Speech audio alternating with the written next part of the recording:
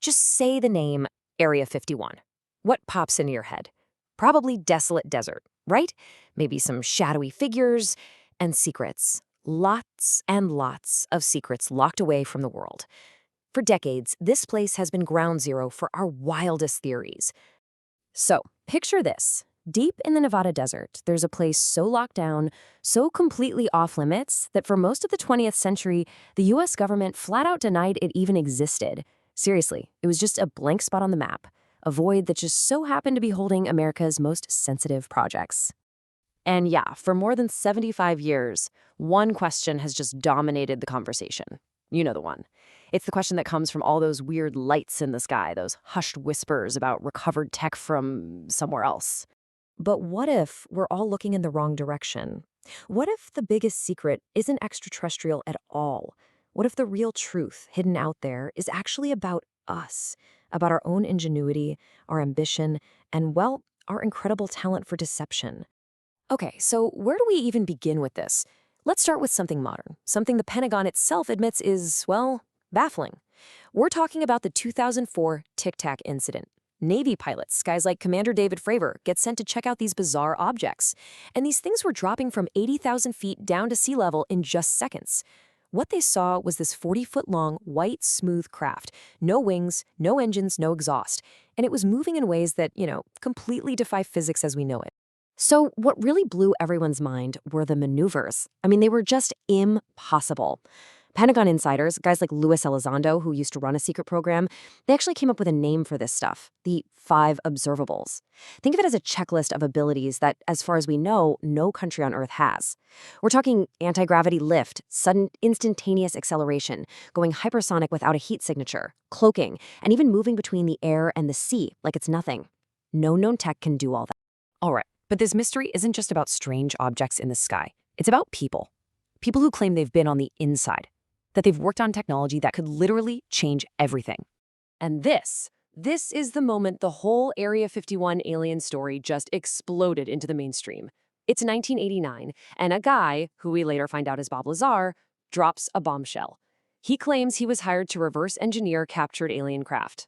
He describes this secret hangar, S4, built right into a mountainside. And inside, 9 different flying saucers, not from around here. The core of his whole story, the science behind it, was this thing he called Element 115. He said it was the super heavy, stable element that was the fuel. You bombard it with particles, and it creates its own gravity wave, basically letting the ship bend space and time. Now, here's the crazy part. Lazar is talking about this back in 1989, but scientists on Earth, they didn't even manage to synthesize that element until 2003. How do you explain that?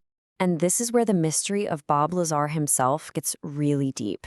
You look into his background, the universities he says he went to, MIT, Caltech, they say, nope, no record of him.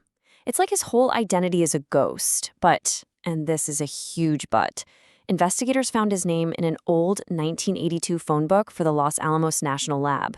So, he was there, which really makes you wonder, what's his past deliberately erased? And look, he's not alone. This isn't just some story from the 80s. Fast forward to 2023, you've got former intelligence officers, guys like David Grush, testifying under oath before Congress, and he's talking about secret U.S. programs to retrieve and reverse engineer craft of, and I'm quoting here, non-human origin. So all these incredible claims, they all point back to one single spot on the map. A place protected by a security system so insane, it sounds like something straight out of a sci-fi movie. Forget about tall fences, okay? The walls here are invisible. The desert ground itself is filled with sensors that can pick up your footsteps miles away. Before you could even see a building, these unmarked trucks with heavily armed private contractors, they call them the camo dudes, they'll just appear. Out of nowhere. Try to run? Yeah. Black Hawk helicopters are just minutes away. Those signs you see warning about deadly force? They are not kidding. So how do thousands of people even get to work at this fortress every day? Well, that requires its own secret operation. It's called Janet Airlines. It's this fleet of totally unmarked planes that fly out of a private terminal in Vegas, and the name is rumored to stand for just another non-existent terminal. Once they're in the air, poof, transponders go off and they vanish from public radar. Okay, so this level of secrecy, it's just off the charts. And it makes you ask a really important question. What if the most famous UFOs we've all heard about weren't alien at all? What if they were ours, hiding in plain sight the whole time?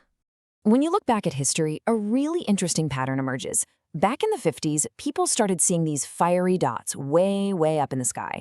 Well, turns out Area 51 was testing the U-2 spy plane at 70,000 feet. Then in the 60s, you get reports of impossibly fast objects. Surprise, surprise, that's when they were testing the SR-71 Blackbird. And the classic triangle UFO sightings in the 70s, they perfectly matched the shape of the top-secret F-117 Nighthawk. See the connection? And here is the absolute genius move. The CIA figured out that our obsession with aliens was the perfect cover story. I mean, think about it. If some local pilot, or worse, an enemy spy, saw one of our weird-looking new planes, who are people going to believe? The government that denies everything? Or the guy raving about seeing a UFO? The alien story became one of the most effective national security tools they ever had. Okay, but that was then. The Cold War is long over. The U-2 and the Blackbird are sitting in museums now, so that begs the question, what is this desert fortress hiding today? Well, the mission has definitely evolved. It's not just about the atmosphere anymore, it's about orbit. Area 51 is now a huge deal for the U.S. Space Force. They're likely testing things like the mysterious X-37B spaceplane up there, and it's also probably a testing ground for directed energy weapons. You know, lasers, microwaves, the kind of stuff that could create its own strange lights in the sky while they perfect the next generation of silent, invisible warfare. And this brings us right back to where we started, back to the tic-tac, back to the whistleblowers, and to the final, crucial piece of this entire puzzle, what the secret of Area 51 really is.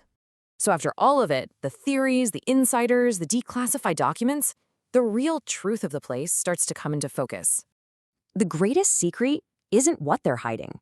It doesn't really matter if it's a crashed saucer, a super advanced drone, or something else entirely. The actual thing isn't the point. The greatest secret is that they are hiding. The secrecy itself, that's the weapon. This endless loop of rumors, official denials, and strategic leaks keeps everyone, their enemies and us, guessing. The power of Area 51 is that it's a blank screen. We project all our fears and hopes onto it. And while we're all looking up at the sky, the real work continues, unseen, right under our noses. So in the end, it really leaves you with one big question to chew on. In this whole world of secrets, what's the real threat? Is it the one we imagine coming from the sky, or is it the one we know is being built right now, in secret, on the ground?